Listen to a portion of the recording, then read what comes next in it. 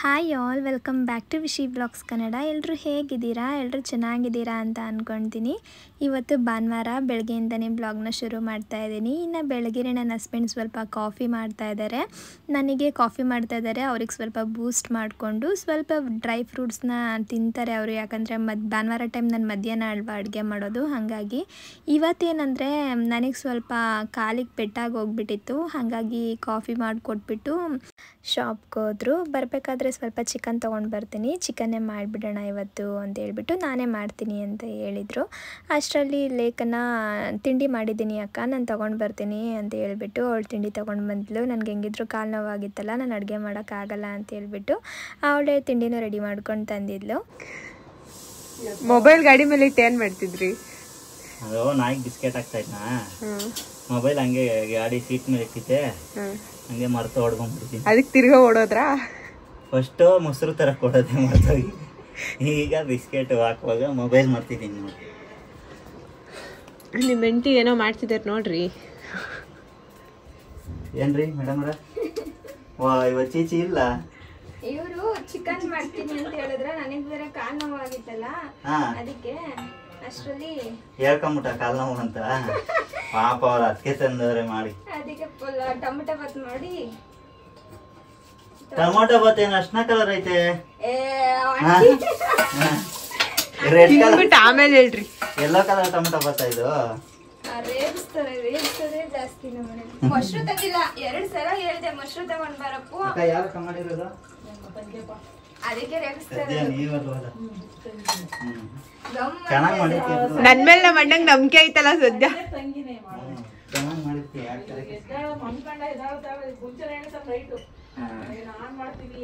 ಕೂದ್ಲು ಬರ್ತೈತೆ ಕಮ್ಮ. ಯಾರ ಮನೆ ಋಣ ಯಾರ ಮನೆ ಗೊತ್ತಿಲ್ಲ. ನಿಮ್ ಮನೆ ಋಣ ನಮ್ಗಿರುತ್ತೆ, ನಮಗ್ ಕೂದ್ಲು ಸಿಕ್ರಿ. ಇವತ್ತು ಪಲಾವ್ ನಿಮ್ಮ ಮನೆದಲ್ಲ, ಟೊಮೆಟೊ ಬಾತು. ಹಂಗಿದ್ರೆ ನಮ್ಮ ಮನೇಲಿ ಇನ್ನೂ ನಿಮಗ್ ಋಣ ತುಂಬಾ ಇದೆ, ಅದಕ್ಕೆ ಕೂದ್ಲು ಸಿಕ್ಕೈತೆ. ಕೈ ತೊಳೆಯಲ್ಲ, ಹಂಗೆ ತಿಂತೀರಾ? ನಾನು ಅದಕ್ಕೆ ಸ್ಪೂನಲ್ಲಿ ತಿಂತೀನಿ. ಅವರು ಏನದು ಪಲಾವು, ಆಮೇಲೆ ಬೇರೆ ಏನೇ ಆದ್ರೂ ಸ್ಪೂನು, ಅನ್ನ ಸಾಂಬಾರನ್ನ ಬಿಟ್ಟು. ಮುದ್ದೆ ಸ್ಪೂನಾ? ಅದೇ ಮುದ್ದೆ ಬಿಟ್ಟು. ಚೆನ್ನಾಗೈತೆ. ಸ್ವಲ್ಪ ನೀರು ಜಾಸ್ತಿ ಆಗ್ಬಿಟ್ಟದೆ, ಚೆನ್ನಾಗೈತೆ ಟೇಸ್ಟ್. ಏನಿಲ್ಲ, ಚೆನ್ನಾಗಿದೆ. ಖಾರ ಎಲ್ಲ ಕರೆಕ್ಟ್ ಆಗೈತೆ. ಉಪ್ಪು ಖಾರ ನಮ್ಮನೆ ಉಪ್ಪು ಖಾರ ಕಡಿಮೆ, ಅದನ್ನ ಅವ್ರು ರೇಗಿಸ್ತಾರೆ. ಇನ್ನು ಅವರು ಟೊಮೊಟೊ ಬಾತ್ ಮಾಡ್ಕೊಂಡು ಬಂದಿದ್ರಲ್ಲ, ಅದ್ರ ಜೊತೆಗೆ ನಾನು ಸ್ವಲ್ಪ ಮೊಸರು ಬಜ್ಜಿ ಮಾಡಿಬಿಡೋಣ ಅಂತ ಹೇಳ್ಬಿಟ್ಟು ಮೊಸರು ಬಜ್ಜಿನ ಮಾಡ್ತಾಯಿದ್ದೀನಿ. ಇನ್ನು ಟೊಮೊಟೊ ಬಾತ್ ಮಾತ್ರ ಚೆನ್ನಾಗೇ ಇತ್ತು, ಚೆನ್ನಾಗಿ ಮಾಡಿಕೊಂಡು ತೊಗೊಂಡು ಬಂದಿದ್ಲು. ನನ್ನ ಹಸ್ಬೆಂಡ್ ಸುಮ್ಮನೆ ರೇಗಿಸ್ತಾಯಿದ್ರು ಅಷ್ಟೇ ಅದನ್ನು. ಹಂಗೆ ಬಂದಿದೆ ಹಿಂಗೆ ಬಂದಿದೆ ಅಂತ ಹೇಳ್ಬಿಟ್ಟು, ಅದಾದಮೇಲೆ ಚೆನ್ನಾಗಿದೆ ಅಂತ ಅವರೇ ಹೇಳ್ತಾಯಿದ್ರು. ನಾರ್ಮಲಾಗಿ ಯಾರೇನೇ ಅಡುಗೆ ಮಾಡಿಕೊಟ್ರು ಕೂಡ ಸುಮ್ಮನೆ ಹಂಗೆ ರೇಗಿಸ್ತಾ ಇರ್ತಾರೆ. ಇನ್ನು ಊಟ ಎಲ್ಲ ಮುಗಿಸ್ಕೊಂಡಿದ್ದಾದಮೇಲೆ ಮನೇಲೊಂದು ಕಲ್ಲಂಗಡಿ ಹಣ್ಣಿತ್ತಲ್ಲ, ಅದನ್ನು ಕಟ್ ಮಾಡಿ ಕೊಟ್ಟೆ, ಎಲ್ಲರೂ ತಿನ್ನೋಣ ಕುತ್ಕೊಂಡು ಅಂತ ಹೇಳ್ಬಿಟ್ಟು. ಅದಾದಮೇಲೆ ಇನ್ನೊಂದೇನೆಂದರೆ ನನ್ನ ಹಸ್ಬೆಂಡ್ ಹೇಳ್ತಿದ್ರು, ಕಲ್ಲಂಗಡಿ ಹಣ್ಣು ಈ ಥರ ಉದ್ದ ಇದ್ದರೆ ಅದು ಅಷ್ಟೊಂದು ಸ್ವೀಟ್ ಇರೋಲ್ಲ, ರೌಂಡಾಗಿರೋ ಕಲ್ಲಂಗಡಿ ಹಣ್ಣು ತೊಗೊಂಡು ಬಂದರೆ ತುಂಬ ಸ್ವೀಟ್ ಇರುತ್ತೆ ಅಂತ ಹೇಳ್ಬಿಟ್ಟು. ನನಗೆ ಇದ್ರ ಬಗ್ಗೆ ಗೊತ್ತಿಲ್ಲ, ನಿಮ್ಗೇನಾದರೂ ಗೊತ್ತಿದ್ರೆ ನನಗೂ ಹೇಳಿ ಆಯಿತಾ. ಇನ್ನು ನನಗೆ ಕಾಲು ಸ್ವಲ್ಪ ಪೆಟ್ಟಾಗ್ಬಿಟ್ಟಿತ್ತು. ಅಂದರೆ ಹೀಗೆ ಕುತ್ಕೊಂಡಿದ್ದೀನಲ್ಲ ಟೇಬಲ್, ಆ ಟೇಬಲ್ಗೆ ಕಾಲು ಹೊಡ್ಕೊಂಡು ನೀಲಿ ಗಟ್ಕೊಳೋ ಥರ ಆಗೋಗ್ಬಿಟ್ಟಿತ್ತು. ಎಷ್ಟು ಜೋರಾಗಿ ಪೆಟ್ಟಾಗಿದೆ ಅಂದರೆ ತುಂಬ ಕಾಲು ಹೆಜ್ಜೆ ಇಡೋಕ್ಕಾಗ್ತಿರ್ಲಿಲ್ಲ, ಅಷ್ಟೊಂದು ಪೆಟ್ಟಾಗಿತ್ತು. ಮುಂಚೆ ಒಂದು ಸಲ ಸೇಮ್ ಇದೇ ಥರ ವಾಕಿಂಗ್ ಹೋಗ್ಬೇಕಾದ್ರೆ ಕಾಲು ನೋವಾಗಿ ಹೋಗ್ಬಿಟ್ಟಿತ್ತು. ಆವಾಗಲೂ ಕೂಡ ಒಂದು 15 ದಿನ ಏನೋ ಇದೇ ಥರ ನೋವು ಅನುಭವಿಸಿದ್ದೆ. ಆವಾಗ ನನ್ನ ಹಸ್ಬೆಂಡ್ ಒಂದು ಸಲ ಪೆಟ್ಟು ಅಂತ ಅಂತಾರಲ್ಲ, ಅದನ್ನು ಹಾಕಿದ್ರು. ಅದು ಹಾಕಿದ್ಮೇಲೆ ನನಗೆ ಕಡಿಮೆ ಆಗಿದ್ದು, ಅದು ಕೂಡ ಎಡಗಾಲ್ಗೆ ಆಗೋಗ್ಬಿಟ್ಟಿತ್ತು. ಇನ್ನು ಇವಾಗಲೂ ಕೂಡ ಈ ಕಾಲಿಗೆ ಪೆಟ್ಟಾಯ್ತಲ್ಲ ಅಂತ ಹೇಳ್ಬಿಟ್ಟು ಮತ್ತೆ ಅದೇ ಕಟ್ ಹಾಕ್ತಾಯಿದ್ರು. ಇದನ್ನು ಹಾಕಿದ್ರೆ ನನಗೆ ಸ್ವಲ್ಪ ಬೇಗ ಕಡಿಮೆ ಆಗಿಬಿಡುತ್ತೆ. ಜೋರಾಗಿ ಪ್ರೆಸ್ ಮಾಡಿ ಅಲ್ಲೇ ಕಾಯಿನ ಹಾಕಲ್ವಾ? ಆಮೇಲೆ ಹಾಕ್ಬೇಕು ಬಿಡು.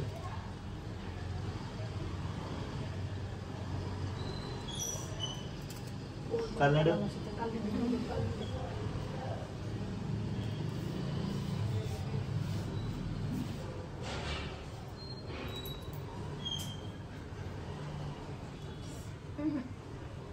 ಮತ್ತೆ ಅಂತ ಇಲ್ಲಿ ನೋಡ್ತಾ ಇದೆ. ಇಲ್ಲ ಅಲ್ಲೇ ಅಲ್ಲೇನಾ? ಹಂಗೆ ಇಟ್ಕೊ. ಅಷ್ಟೊಂದು ಟೈಟಾಗಿ ಹಾಕೋದಾ? ಇಲ್ಲ ಬಿಡು ಅಪ್ಪ ಅಲ್ಲೇ ನೋವು ಅಮ್ಮ ಅಲ್ಲ ಅಲ್ಲ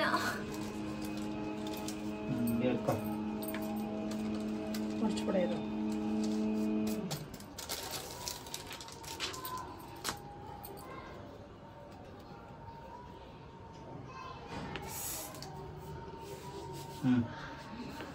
ಆಯ್ತು ಈಗ ಅದನ್ನ ಹಾಕಿದ್ಮೇಲೆ ನನಗೆ ಸ್ವಲ್ಪ ನೋವು ಕಡಿಮೆ ಆಯಿತು. ಅದೇನೋ ಗೊತ್ತಿಲ್ಲ ನನಗೆ, ಅದೊಂದೇ ಕಾಲಿಗೆ ಯಾವಾಗಲೂ ಏಟು ಬೀಳ್ತಾ ಇರುತ್ತೆ. ಅದು ಬಿದ್ದಾಗ ಸಖತ್ತು ನೋವ್ತಾ ಇರುತ್ತೆ, ನಡೀಲಿಕ್ಕೂ ಆಗಲ್ಲ, ಅಷ್ಟೊಂದು ಕಾಲು ನೋವಾಗ್ತಾ ಇರುತ್ತೆ. ಇನ್ನು ಪಟ್ಟು ಹಾಕಿದ್ಮೇಲೆ ಸ್ವಲ್ಪ ನೋವು ಕಡಿಮೆ ಆಯ್ತಲ್ಲ ಅಂತೇಳ್ಬಿಟ್ಟು ನೆನ್ನೆ ತಂದಿದ್ದ ಗ್ರಾಸರೀಸ್ನೆಲ್ಲ ನಾನು ಎತ್ತೇ ಇಟ್ಟಿರಲಿಲ್ಲ. ಗ್ರಾಸರೀಸ್ನೆಲ್ಲ ನಾನು ವಿಡಿಯೋ ಮಾಡಿದ್ನಲ್ಲ, ವಿಡಿಯೋ ಮಾಡಾದ್ಮೇಲೆ ನಾನು ಈ ಥರ ಕಾಲಿಗೆ ಪೆಟ್ಟು ಮಾಡ್ಕೊಂಡಿದ್ದು, ಮತ್ತು ಓಡಾಡೋಕ್ಕಾಗಲಿಲ್ಲ ಅಂತೇಳ್ಬಿಟ್ಟು ಮಲ್ಕೊಂಡ್ಬಿಟ್ಟೆ, ಇನ್ನೇನು ಕೆಲಸನೂ ಮಾಡಲಿಲ್ಲ. ಹಾಗಾಗಿ ಇವಾಗ ಎಲ್ಲನೂ ಫಿಲ್ ಮಾಡಿ ಎತ್ತಿಟ್ಕೊಳ್ತಾ ಇದ್ದೀನಿ. ಏನೂ ತೊಳಿಲಿಲ್ಲ ಈ ಸಲ, ಸುಮ್ಮನೆ ನಾರ್ಮಲಾಗಿ ಬಟ್ಟೆ ತೊಗೊಂಡು ಚೆನ್ನಾಗಿ ಒರೆಸ್ಬಿಟ್ಟು ಫಿಲ್ ಮಾಡಿಡ್ತಾ ಇದ್ದೀನಿ. ಯಾಕಂದರೆ ಜಾಸ್ತಿ ಹೊತ್ತು ನಿಂತ್ಕೊಂಡ್ರೆ ಮತ್ತೆ ನೋವ್ತಾ ಇತ್ತು, ಹಾಗಾಗಿ ನನಗೆ ಆಗಲಿಲ್ಲ. ಇನ್ನು ಮಿನಿ ವ್ಲಾಗ್ನ ಯಾಕೆ ಅಪ್ಲೋಡ್ ಮಾಡ್ತಿಲ್ಲ ಅಂತ ಕೇಳ್ತಿದ್ರಿ ಅಲ್ವಾ, ಇದಕ್ಕೇ ನನಗೆ ಬೆಳಗ್ಗೆ ಜಾಸ್ತಿ ಹೊತ್ತು ನಿಂತ್ಕೊಂಡು ಅಡುಗೆನೂ ಕೂಡ ಮಾಡಲಿಕ್ಕೆ ಆಗ್ತಿರ್ಲಿಲ್ಲ. ನಾರ್ಮಲಾಗಿ ಅಡುಗೆ ಮಾಡಿದೆ, ಆದರೆ ವಿಡಿಯೋ ಎಲ್ಲ ಮಾಡ್ಕೊಂಡು ಮಾಡಬೇಕಂದ್ರೆ ಸ್ವಲ್ಪ ಜಾಸ್ತಿ ಟೈಮ್ ಹಿಡಿಯುತ್ತೆ. ಹಾಗಾಗಿ ನಾನು ಸೋಮವಾರ ಮಂಗಳವಾರದ್ದು ಮಿನಿ ವ್ಲಾಗ್ ಅಪ್ಲೋಡ್ ಮಾಡಲಿಲ್ಲ. ಸಂಜೆದು ಮಾತ್ರ ಒಂದು ಮಿನಿ ವ್ಲಾಗ್ನ ಅಪ್ಲೋಡ್ ಮಾಡಿದೆ ಅಷ್ಟೇ. ಇನ್ನು ಇವಾಗ ಶಾಪಿಗೆ ಬಂದಿದ್ದೀನಿ, ಮನೇಲಿದ್ದು ಬೇಜಾರಾಗ್ತಾ ಇತ್ತಲ್ಲ, ಹಾಗಾಗಿ. ಅಲ್ಲ, ಅದು ಒಳಗಡೆ ಫುಲ್ ಕ್ಲೀನ್ ಮಾಡಿಬಿಟ್ರೆ ಆಫೀಸ್ ಥರ ಸರಿ ಹೋಗುತ್ತೆ ಅಂತ. ಒಳಗಡೆ ಎಷ್ಟು ಜಾಗ ಇದೆ ಗೊತ್ತಾ, ತೋರಿಸ್ತೀನಿ.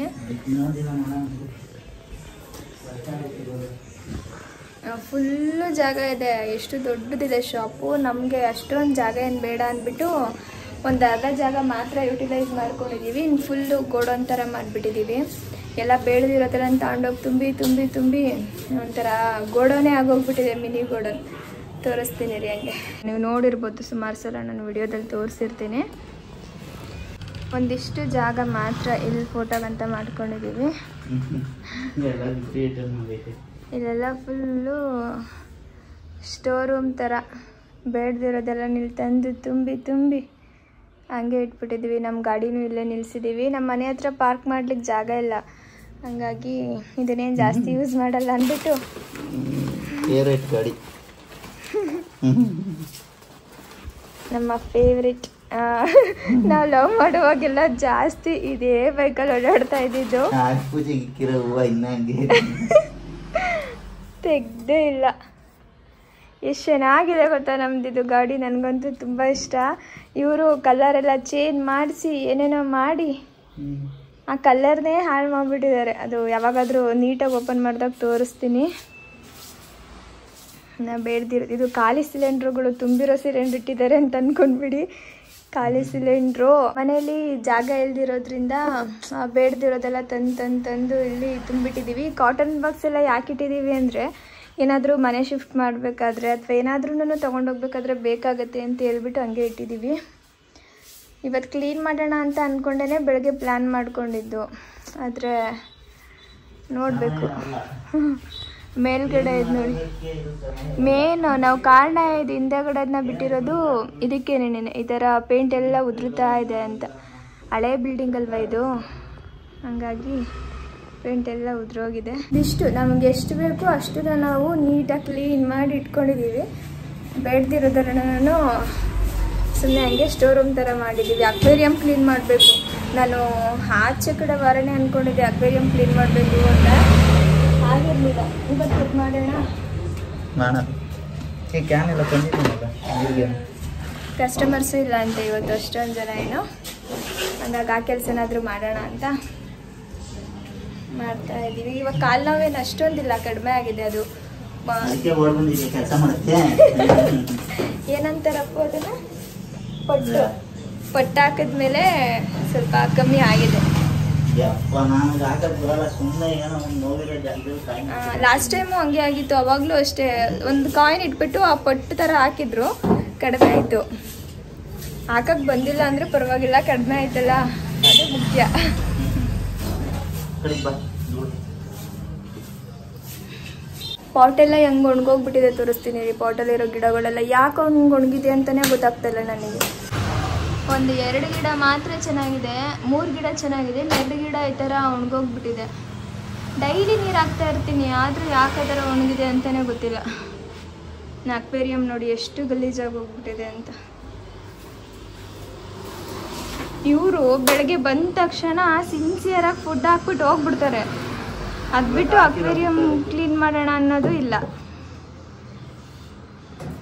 ಅದು ನನಗೆ ಮೀನು ಹಿಡಿಯೋಕ್ಕೆ ಭಯ, ಅದಕ್ಕೆ ಹಿಂದೆ ಮುಂದೆ ನೋಡ್ತೀನಿ ಅಕ್ವೇರಿಯಂ ಕ್ಲೀನ್ ಮಾಡಲಿಕ್ಕೆ, ಇಲ್ಲಾಂದರೆ ಅವತ್ತೋ ಕ್ಲೀನ್ ಮಾಡಿಬಿಡ್ತಿದ್ದೆ.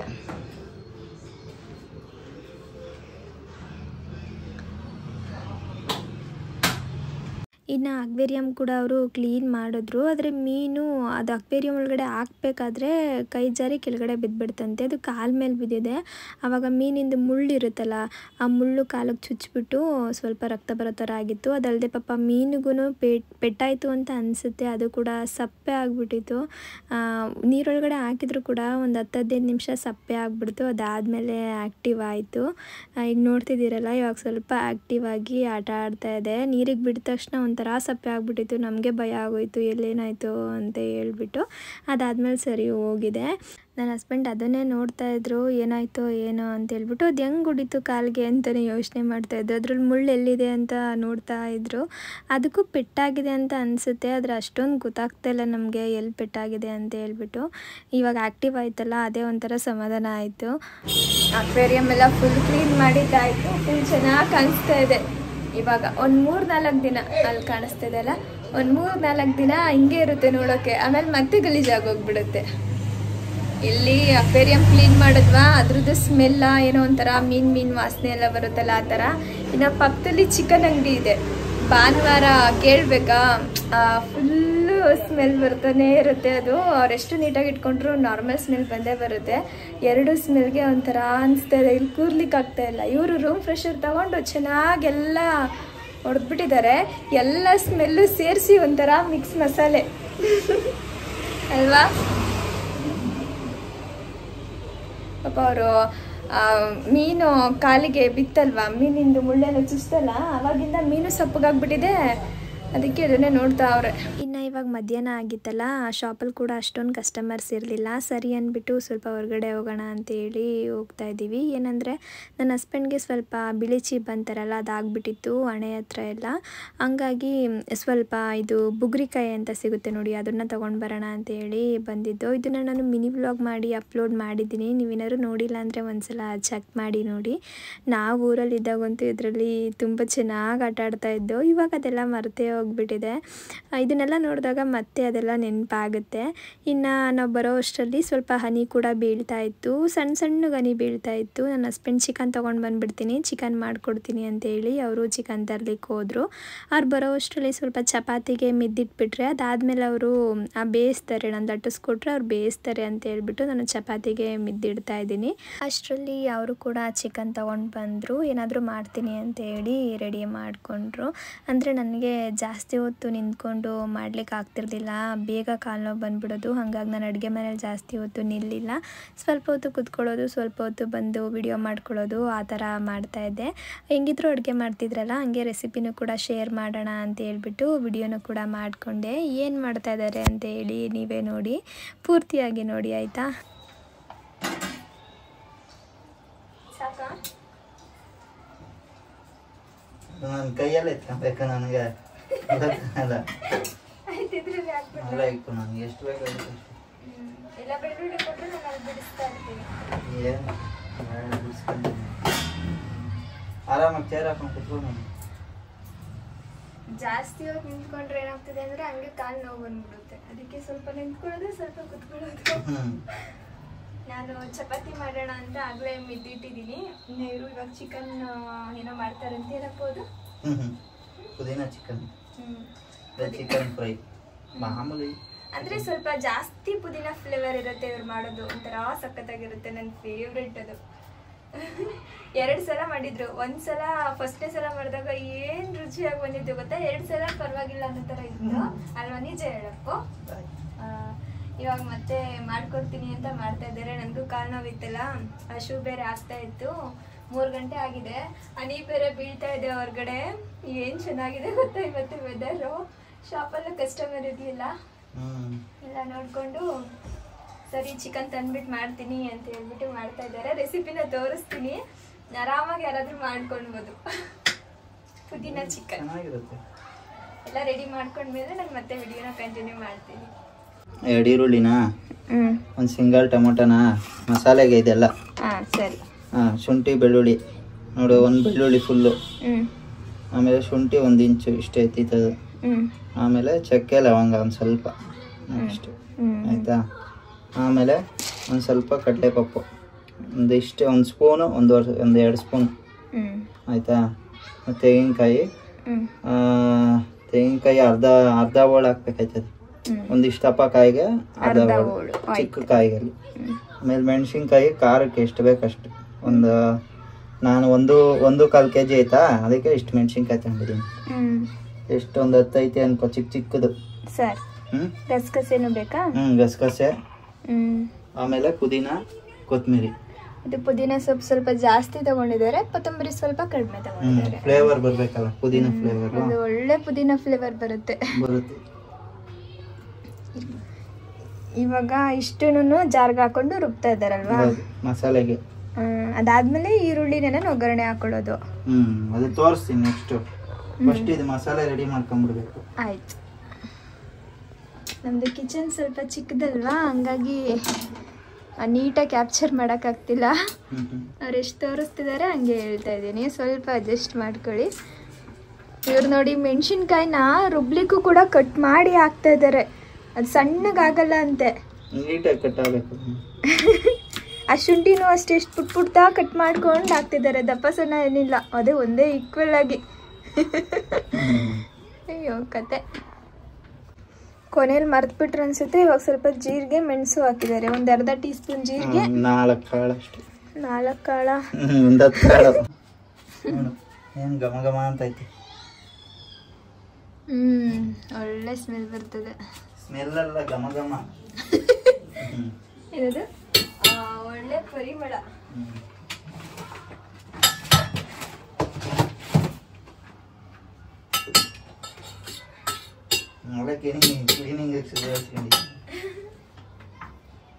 ಅದು ಅಂದ್ರೆ ಅಡಿಗೆ ಮಾಡ್ತಾನೆ ಕ್ಲೀನ್ ಮಾಡ್ಕೊಂಡ್ಬಿಡ್ಬೇಕು, ಇಲ್ಲ ಅಂದ್ರೆ ನಂಗೆ ಹಿಂಸೆ. ಇವ್ರು ಕ್ಲೀನ್ ಮಾಡ್ಬಿಟ್ಟು ಹೋದ್ರು ಕೂಡ ನನ್ಗೆ ಸಮಾಧಾನ ಆಗಲ್ಲ. ನಾನು ಇನ್ನೊಂದ್ಸಲ ಕ್ಲೀನ್ ಮಾಡ್ಲೇಬೇಕು. ನೀರು ಕೊಡಮ್ಮ, ರಾಹುಲ ನೀರು ಕೊಡಪ್ಪ.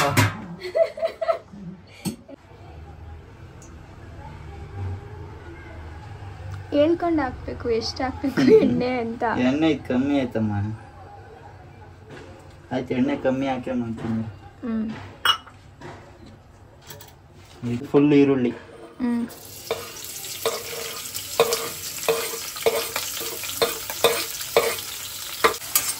ಈಗ ನೋಡಿ, ಇದು ಹಾಕಿರೋದು ಬೇರೆ ಕಲರ್, ಪರ್ಪಲ್ ಕಲರ್ ಐತಾ, ಸ್ವಲ್ಪ ವೈಟ್ ಆದ್ರೆ ಸಾಕು.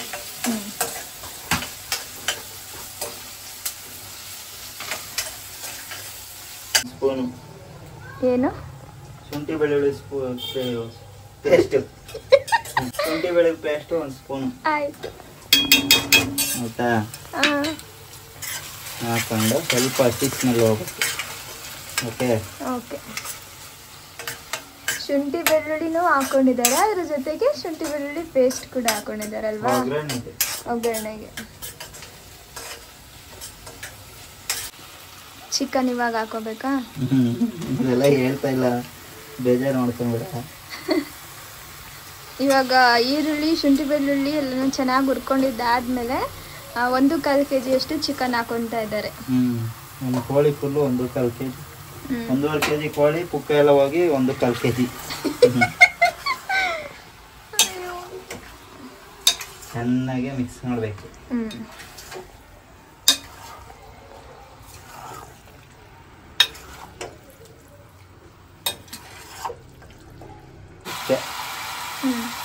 ಇನ್ನು ಕಲರ್ ಬರುತ್ತೆ. ಕಲ್ಲುಪ್ಪನ್ನ ಆದಷ್ಟು ಕೈಯಲ್ಲಿ ಹಿಡ್ದು ಹಾಕಬೇಕು, ಯಾಕಂದರೆ ಸ್ಪೂನಲ್ಲಿ ಗೊತ್ತಾಗಲ್ಲ. 1.5 kg ಅಲ್ವಾ, ಸಾಕಾಯ್ತದ ಇಷ್ಟು. ಕಲ್ಲುಪ್ಪು ಉಪ್ಪು ಜಾಸ್ತಿ ಇರ್ತದೆ ನೋಡ, ಅಷ್ಟೇ ಸಾಕು. ಉಪ್ಪೇ ಆಗ್ತಾ ಇಲ್ಲ ಇವರು, ಒಂಚೂರು ಹಾಕ್ತಾರೆ. ಕಲ್ಲುಪ್ಪು ಸ್ಟ್ರಾಂಗ್ ಜಾಸ್ತಿ. ನಿಜವಾಗ್ಲೂ ಸಪ್ಪೆ ಆಗುತ್ತೆ ಅದು 100%. ಸಪ್ಪೆ ಆದ್ರೆ ಉಪ್ಪು ಹಾಕೊಂಬೋದು, ಉಪ್ಪು ಹಾಕ್ಬಿಟ್ರೆ ಹಂಗೆ. ಇನ್ನೇನು ಚಿಕನ್ ತಂದು ಹಾಕ್ತೇನೆ 1 kg. ಅಂದ್ರೆ ಚಿಕನ್ ಉಪ್ಪು ಹಿಡಿಲಿಲ್ಲ ಅಂದ್ರೆ ತಿನ್ಲಿಕ್ಕೆ ಆಗಲ್ಲ. ಹಿಡಿತದೆ ಸಾಕು, ಇಷ್ಟು ಬೇಕು. ಆಯ್ತು, ಎಲ್ಲ ಮಿಕ್ಸ್ ಆದ್ಮೇಲೆ ಸ್ವಲ್ಪ ಹೊತ್ತು ಅದು ಬೇಯಕ್ಕೆ ಬಿಡ್ಬೇಕು, ನೀರು ಬಿಡ್ಬೇಕು ಅದು ಚಿಕನ್. ಚೆನ್ನಾಗಿ ನೀರು ಬಿಡ್ಬೇಕು ಅದ್ರದ್ದು. ಆವಾಗ ಚಿಕ್ಕದಾಯ್ತು, ಲಿಡ್ ಮುಚ್ಬಿಟ್ರೆ ಕೋಳಿ ಟಪ್ಪ ಪೀಸ್ ಐತಲ್ಲ ಅದೆಲ್ಲ ಚಿಕ್ಕದಾಯ್ತದೆ, ಅಲ್ಲಿವರೆಗೂ ಬಿಟ್ಬಿಡ್ಬೇಕು. ನೋಡು, ನೀರೇ ಹಾಕಂಗಿಲ್ಲ ಈಗ. ಇಷ್ಟು ಬೆಂದೈತಾ? ಈಗ ಇದನ್ನ ಫಸ್ಟ್ ಸಪ್ಪೆ ಬಾಡು ಒಂದು ರೌಂಡ್ ತಿನ್ಬೇಕು. ಪ್ಲೇಟ್ ಇಡಿ ಈ ಕಡೆ ಇದೆ, ನೋಡ್ಬಿಟ್ಟು ಟೇಸ್ಟ್ ಹೆಂಗೈತೆ ಅಂತ ಹೇಳಿ.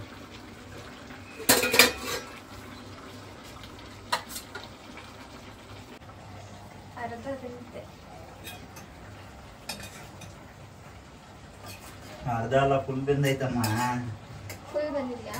ತಿನ್ನೋದು ಹೆಂಗೈತೆ? ಏನು ಮಸಾಲೆನೇ ಬೇಡ, ಹಿಂಗೆ ಬೇಕಾದ್ರೆ ಫುಲ್ಲು ಕೋಳಿ ತಿನ್ಕೊಂಡ್ಬಿಡ್ಬೋದು. ಬರೀ ಇದನ್ನೇ ತಿಂತಿದ್ರಂತ ಆಗಲ್ಲ. ಇದನ್ನೇ ಅಲ್ಲ, ಮನೇಲಿ ಮಾಡಿದ ತಕ್ಷಣ ಫಸ್ಟ್ ಇದನ್ನ ಒಂದು ಪ್ಲೇಟ್ಗೆ ಹಾಕ್ಕೊಂಬಿಡೋದು ಮಾಡೋವಾಗೇನೆ. ಎಲ್ಲ ಚೆನ್ನಾಗಿರೋ ಪೀಸ್ ಹಾಕೊಟ್ಬಿಡೋದು, ಮೂಳೆ ಅಂತ ಮಾತ್ರ ಸಾಂಬಾರು ಮಾಡ್ಬಿಡೋರು. ಹಿಂಗೈತೆ, ಸೂಪರಾಗಿದೆ. ಬರೀ ಉಪ್ಪು ಶುಂಠಿ ಬೆಳ್ಳುಳ್ಳಿ ಬೇಕು. ಉಪ್ಪು ಕರೆಕ್ಟಾಗಿ ಹಾಕಿದ್ದಾರೆ,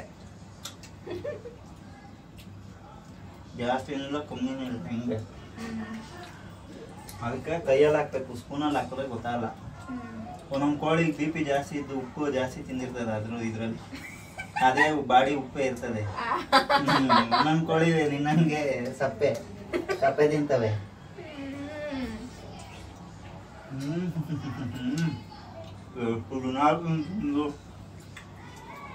ಎಷ್ಟೊಂದ್ ದಿನ ಈ ತರದ್ ನಾನು ಯಾವತ್ತೂ ಕೊಟ್ಟೇ ಇಲ್ಲ ಅವ್ರಿಗೆ. ನೀನು ಅಡಿಗೆ ಮಾಡೋದು ನಾನು ಇರೋದೇ ಇಲ್ವಲ್ಲ, ಅಂಗಡಿ.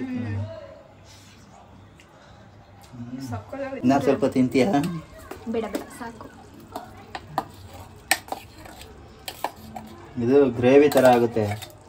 ಚಪಾತಿ ಮಾಡ್ತೀಯಲ್ಲ, ಅದಕ್ಕೋಸ್ಕರ ಜಾಸ್ತಿ ಮಸಾಲೆನೇ ಮಾಡ್ಕೊಂಡಿದ್ದೀನಿ. ಮಸಾಲೆ ಇದ್ರೆ ಅನ್ನಕ್ಕೂ ಹಾಕೊಂಡು ತಿನ್ಬೋದು, ಚಪಾತಿಗಾದ್ರೂ ಹಾಕೊಂಡು ತಿನ್ಬೋದು. ಮಸಾಲೆ ಇಲ್ಲ ಅಂದ್ರೆ ಬರೀ ಚಿಕನ್ ತಿನ್ಬೇಕಾಯ್ತದೆ.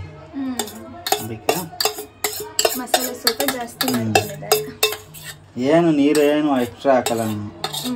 ಬೇಕಂದ್ರೆ ಇದನ್ನು ತೊಳೆದಿರೋ ನೀರು ಹಾಕೋದಷ್ಟೇ. ಸ್ವಲ್ಪ ಹಿಂಗೆ ಘಮ ಅಂತ ಆಯ್ತಲ್ವಾ? ಘಮ ಅಂತೂ ತುಂಬ ಚೆನ್ನಾಗಿ ಬರ್ತಾ ಇದೆ. ಟೇಸ್ಟು ಅದೆಲ್ಲ ಚೆನ್ನಾಗಿ ಕುದ್ಮೇಲೆ ಗೊತ್ತಾಗುತ್ತೆ. ಈಗ ಮುಚ್ಚಿಬಿಟ್ಟು ಒಂದು ಸ್ವಲ್ಪ ಹೊತ್ತು. ಎಷ್ಟೊತ್ತು? ಇದೈತಲ್ಲ ಮಸಾಲೆ ಎಲ್ಲ ಬೆಂದು ಕಲರ್ ಚೇಂಜ್ ಆಗುತ್ತೆ ಸ್ವಲ್ಪ, ಅಲ್ಲಿವರೆಗೂ ಬೇಯಿಸ್ಕೊಳ್ಬೇಕು. ಸ್ವಲ್ಪ ಹೊತ್ತು ಸ್ಟೀಮಲ್ಲಿ ಬೇಯಿಸ್ಬೇಕು. ಆಮೇಲೆ ತಿರ್ಗಾ ಮಿಕ್ಸ್ ಮಾಡ್ತಾ ಇರ್ಬೇಕು ರೌಂಡು. ಗಟ್ಟಿ ಗ್ರೇವಿ ಇದೇನಾದ್ರು ಇದೇ ನಿಮ್ಗೆ ಸಾಂಬಾರ್ ತರ ಅಂದ್ರೆ ಇನ್ನೊಂದು ಸ್ವಲ್ಪ ತೆಳ್ಳಗ್ ಬೇಕು ಅಂದ್ರೆ ನೀರು ಹಾಕೊಬೇಕು. ಚಪಾತಿಗೆ ರೆಡಿ ಮಾಡ್ತಾ ಇದ್ದಾರೆ.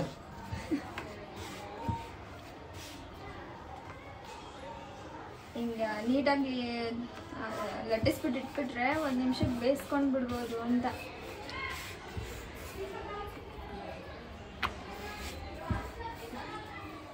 ನಿಂತ್ಕೊಳಕ್ ಆಗ್ತಿಲ್ಲ ಜಾಸ್ತಿ ಹೊತ್ತು. ಇವರು ಸ್ವಲ್ಪ ಮಸಾಲೆ ಎಲ್ಲ ಬಂದ್ಮೇಲೆ ಕರೀತಾರೆ, ಒಂಚೂರೆಲ್ಲ ರೆಡಿ ಮಾಡ್ಕೊಂಡ್ಮೇಲೆ ಕರೀತಾರೆ, ಅವಾಗ ಹೋಗಿ ವಿಡಿಯೋ ಮಾಡ್ಕೊತಾ ಇದ್ದೀನಿ. ಚಪಾತಿಗೆ ಮಾತ್ರ ಗ್ರೇವಿ ನಂಗೆ ಸಖತ್ ಇಷ್ಟ. ಈಗ ಗ್ರೇವಿಗಿಂತ ಪಾತ್ರೆಲಿ ಇದ್ದಿದ್ದು ಹಂಗೆ ಕೊಟ್ಟಿದ್ರೆ ಖಾಲಿ ಮಾಡ್ತಾ ಇದ್ದೆ ಇಲ್ವಾ? ಅದಿನ್ನ ಚೆನ್ನಾಗಿತ್ತು ಗೊತ್ತಾ, ಸಪ್ಪೆ ಪಾಡು. ನಾವು ತಿಂದಿದ್ದೀವಿ ಚಿಕ್ಕವರಿರುವಾಗ. ಮತ್ತೆ ಹೇಳಲೇ ಇಲ್ಲ ಇಷ್ಟು ವರ್ಷ ಆದ್ರೂ. ಅಂದ್ರೆ ಇವಾಗ ಅದೆಲ್ಲ ಮರ್ತೋಗ್ಬಿಟ್ಟಿತ್ತು. ಜಾಸ್ತಿ ಏನ್ ತಿಂತಿರ್ಲಿಲ್ಲ, 1-2 ಪೀಸ್ ಕೊಡೋರಷ್ಟೇ. ಎಲ್ಲ ಸಾಂಬಾರ್ಗಿರಲ್ಲ, ಖಾಲಿ ಮಾಡ್ತಾರೆ. ಚಪಾತಿ ಎಲ್ಲ ಲಟ್ಟಿಸ್ಬಿಡ್ತೀನಿ ಬೇಗ ಬೇಗ. ಅದಾದ್ಮೇಲೆ ಚಿಕನ್ದು ಆಯ್ತಪ್ಪ, ಇನ್ನೊಂದು ಸ್ವಲ್ಪ ಏನು ಅದು ಮಸಾಲೆ ಬೇಯಬೇಕಷ್ಟೇ. ಮಸಾಲೆ ಬೆಂದ್ರೆ ಅದು ರೆಡಿ ಆಗುತ್ತೆ. ಇವಾಗ ಮಳೆ ಬೇರೆ ಬರ್ತಾ ಇದೆ, ಚೆನ್ನಾಗಿ ಊಟ ಮಾಡೋದು ಇವತ್ತು.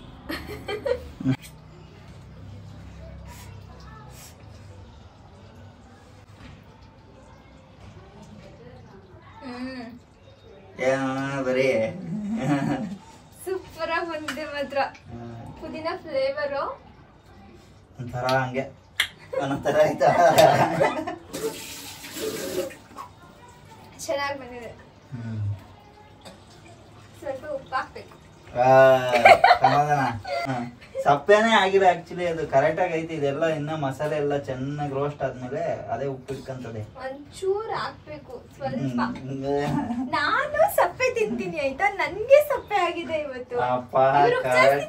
ಇವ್ರು ಮಾಡಿದಾರಲ್ಲ ಅದಕ್ಕೆ ಚೆನ್ನಾಗಿದೆ. ಏನಿಲ್ಲ, ಪರ್ಫೆಕ್ಟ್ ಆಗೈತೆ. ಈಗ ನೀನ್ ಉಪ್ಪು ಹಾಕ್ಸಿದ್ಯಾ ನೋಡೋಣ. ಚೆನ್ನಾಗಿ ಬಂದಿದೆ ಮಾತ್ರ. ಚಪಾತಿ ಸುಟ್ಬಿಟ್ಟು ಇವಾಗ ತಿನ್ನೋದೆ. ಅದು ಕಂಪ್ಲೀಟ್ ಆಗಿ ಬಂದ್ಮೇಲೆ ಒಂದ್ಸಲ ತೋರಿಸ್ತೀನಿ ರೀ ಯಾವ ತರ ಕಾಣಿಸುತ್ತೆ ಅಂತ. ಬಾಯಲ್ಲಿ ನೀರು ಬರ್ತಾ ಇದ್ದ. ಒಳ್ಳೆ ಪರಿಮಳ ಬರ್ತಿದೆ ಮಾತ್ರ, ನಿಜವಾಗ್ಲೂ ಸುಳ್ಳು ಹೇಳ್ತಿಲ್ಲ. ಪರಿಮಳ ಮಾತ್ರ ಸೂಪರ್ ಆಗಿ ಬರ್ತಾ ಇದೆ.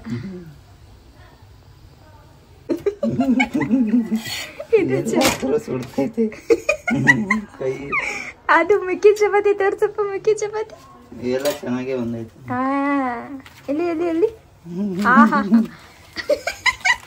ನಾನು ಲಟ್ಟಿಸ್ಬೇಕು. ಒತ್ತಿರೋದು ಹಂಗೆ ಮೆತ್ತಗಾಗೈತೆ, ಹಿಂಗೆ ಎತ್ತಿದ್ರೆ ಉದ್ರೋಯ್ತೈತೆ. ಒತ್ತಿದ್ಯಾ?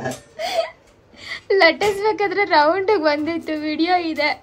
ಇವರು ಎತ್ಕೊಂಡು ಬೇಯಿಸ್ಬೇಕಾದ್ರೆ ಹಂಗೆ ಕಿತ್ತಾಕಿದ್ದಾರೆ. ಇದು 2 ಚಪಾತಿನ ಒಟ್ಟಿಗೆ ಸೇರಿಸಿ ಒಂದು ಚಪಾತಿ ಮಾಡಿ ಮುಚ್ಚಿದ್ರು.